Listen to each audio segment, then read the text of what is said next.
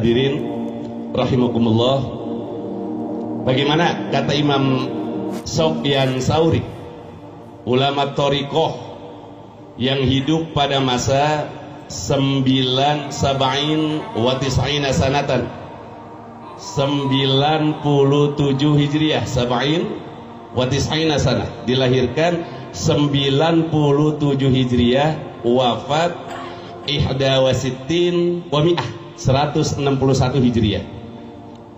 Beliau berkata, tidak layak dan tidak pantas seseorang mempelajari ilmu apapun, dan dia mempelajari ilmu hadis apapun, sampai Sunan Sittah misalnya, belajar hadis, dia belajar ilmu hatta yata'allamal adaba, sehingga dia belajar ilmu adab. Setelah dia belajar ilmu, baik itu tafsir, baik itu fikih, munadharah, makulat, waladiyah, ilmu usul, asbab nuzul, mustalah, semua yang 12 pan dia pelajari.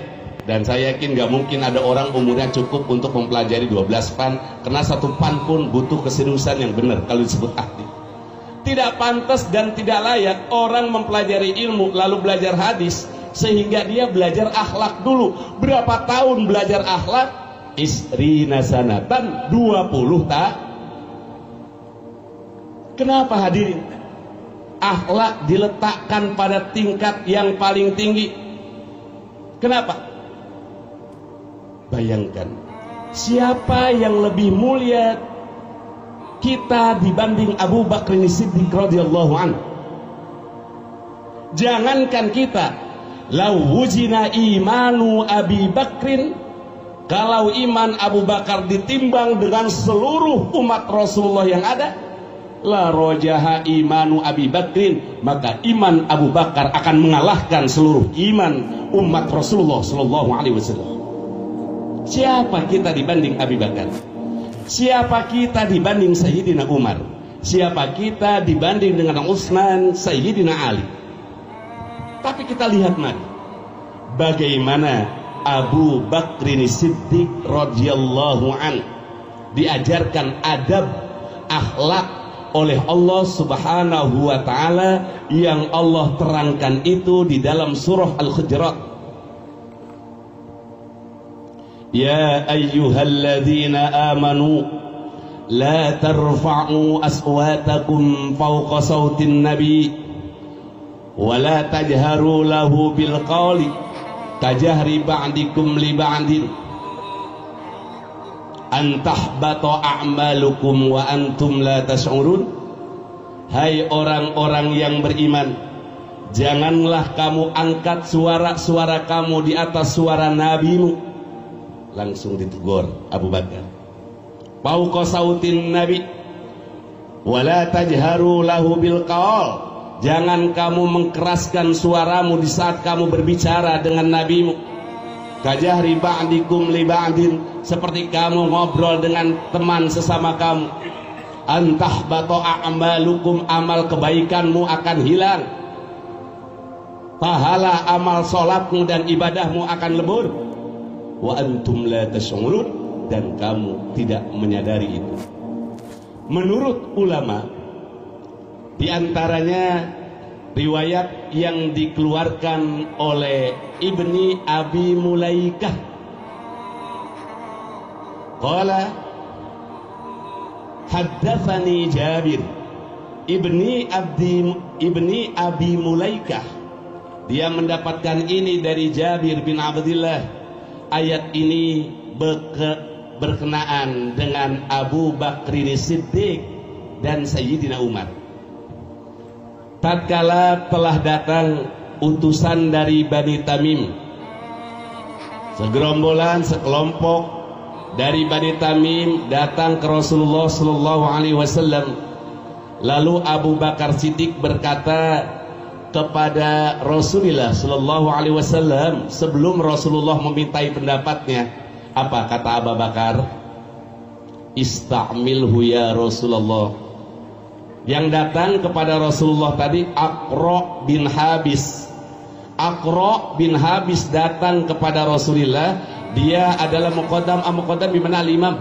Muqaddam itu artinya orang yang diikuti oleh kelompok yang banyak, berarti pemimpin dari satu kaum. Aqra bin Habis.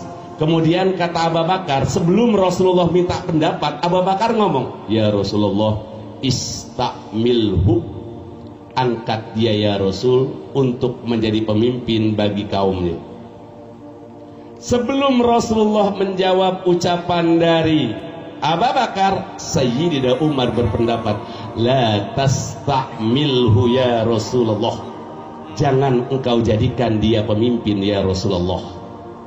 Berdebat hatta tatamaroya warafa'at aswatuhuma, sehingga terjadilah perdebatan antara Sayyidina Abi Bakrin Siddiq radhiyallahu an dan Sayyidina Umar, dan suaranya mengangkat di hadapan Rasulullah sallallahu alaihi wasallam. Kata saya ke Abu Bakar Siddiq radhiyallahu an, ma aradta illa khilafi ya Umar. Ya Umar, kamu itu berpendapat karena nggak cocok dengan saya. Lalu Sayyidina Umar berkata, ma aradtu khilafak, saya enggak bertujuan untuk berdebat dengan anda ya Abu Bakar lama, sehingga turun ayat ini. Setelah ayat ini turun, la tarfa'u aswatakum fawqa sautin nabi, Sayyidina Umar yang gagah, yang kalau dia berbicara suaranya keras, kalau dia berjalan asra, wa idza daraba ajra, kalau dia memukul orang-orang akan jatuh, kalau dia berjalan asra dengan cepat, dan kalau dia berkata itu memecahkan angin. Tatkala turun ayat ini, la yusma' kalamuhu 'inda Rasulillah sallallahu alaihi wasallam, enggak terdengar suara Sayyidina Umar. Tatkala ayat ini turun, berbicaranya pelan sekali Sayyidina Umar, hatta yastabhimahu, sehingga pelannya Rasulullah terkadang minta, coba apa yang kamu maksud Umar? Ini Sayyidina Umar, orang yang pemberani, orang yang gagah, yang di saat dia masuk Islam berkata, siapa yang mengganggu Muhammad, maka kalau dia memiliki anak-anaknya akan menjadi yatim. Dan siapa orang yang mengganggu Muhammad, kalau dia memiliki kelompok banyak, maka akan aku habisi. Tatkala turun ayat ini, lam yusma' kalamuhu indan nabi sallallahu alaihi wasallam, tidak terdengar suaranya sedikit pun di saat berbicara dengan Rasulullah sallallahu alaihi wasallam. Wa hadza huwal adab, inilah akhlak mereka. Nah, thariqah mengajarkan ini sampai turun dari Sayyidina Ali, terus sampai kepada guru kita Imam Bahaiddin Naqsabandi, sampai kemudian Al-Khalidi, sampai kepada Buya, sampai kepada kita. Makanya thariqah, kenapa dia diterima di seluruh dunia? Karena thariqah mendidik adab. Kalau orang yang berthariqah tidak memiliki adab, maka thariqah ini sudah hancur. Thariqah adalah al-adab, bagaimana akhlak kita dengan teman. Thariqah adalah kajian, bagaimana kita belajar tentang ilmu thariqah, tentang ilmu tasawuf dan kitab-kitab, semuanya dipelajari. Dan thariqah ini adalah jalan untuk sampai kepada Allah Subhanahu wa ta'ala. Mudah-mudahan kita semua bisa sampai kepada Allah Subhanahu wa ta'ala.